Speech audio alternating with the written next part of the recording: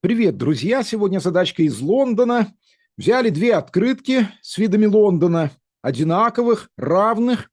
Вот ширина каждой открытки 6 сантиметров.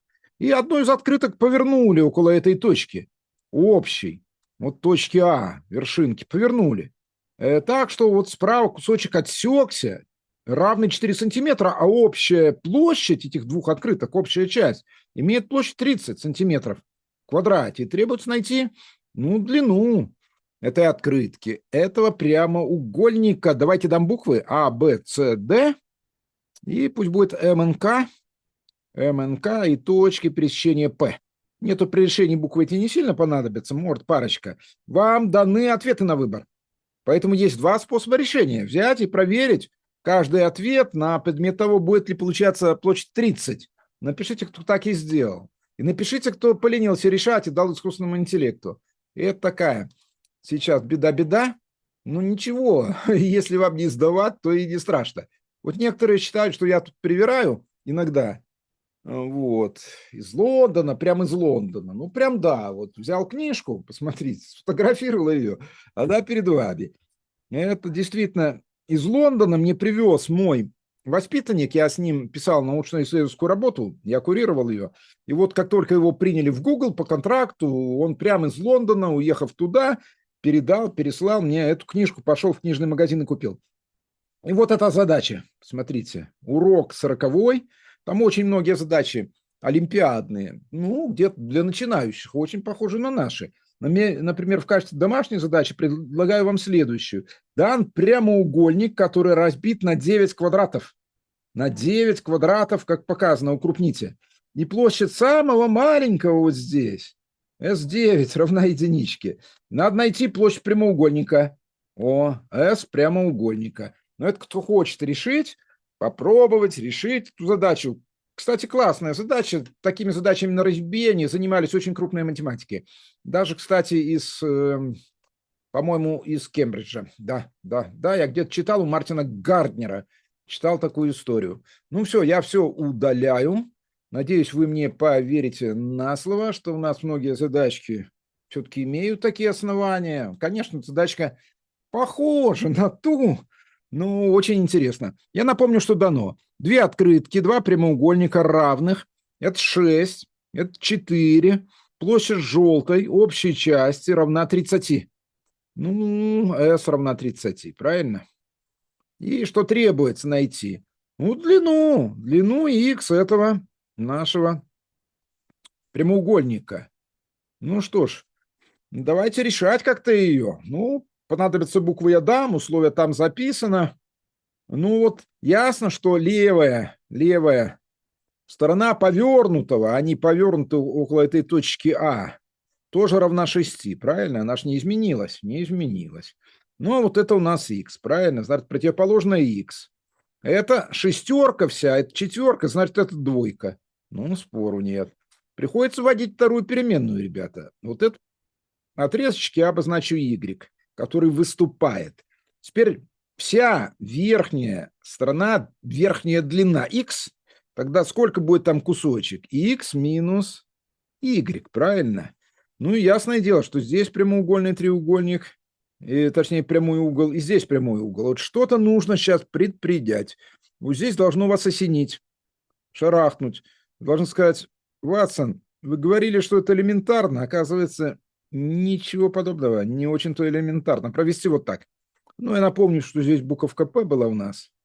И вот теперь можно найти АП по теореме Пифагора из одного треугольника, прямоугольного, из второго. Вот из этого треугольничка я найду АП в квадрате, и вот из этого найду АП в квадрате. Что у меня получится? Итак, АП в квадрате из нижнего треугольника.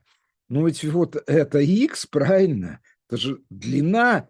Получится х в квадрате плюс 2 в квадрате. Никто не спорит. А из второго что получится? Это будет х минус y в квадрате плюс 6 в квадрате. Либо 6 в квадрате плюс х минус y в квадрате. Давайте посмотрим, чем это кончится.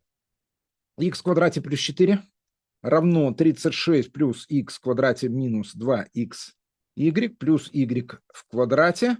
И ничем очень уж хорошим не кончилось. Уравнением с двумя переменными. Получается 2xy минус y в квадрате, приводим подобное, равно 32. Ну вот, можно сказать, что первое уравнение системы. А где взять второе уравнение системы? Так у нас еще площадь, ребятки, не задействована, верно? Верно. Ну, давайте так, я запишу, что площадь наша S равна сумме площадей S1, S2. Пойдет? Пойдет. Давайте возьму зеленый цвет и скажу, что S, площадь, равна S1 плюс S2. Так? Так. А как найти S1? Половина произведения катетов. Ну, как тут писать? Я-то люблю вот так. Х на 2 пополам. Напишите, как вы любите. Некоторые одну вторую пишут. Ну, площадь второго треугольника. Это 6 на х минус y тоже пополам. Все. Это S1, это S2. И вместе S это 30. Окей? Окей. Тогда вот это уберу. И буду сокращать, упрощать. Это долой, это долой, единички, единички, троечка. Получается x плюс, раскрываю скобки, 3x минус 3y равно 30.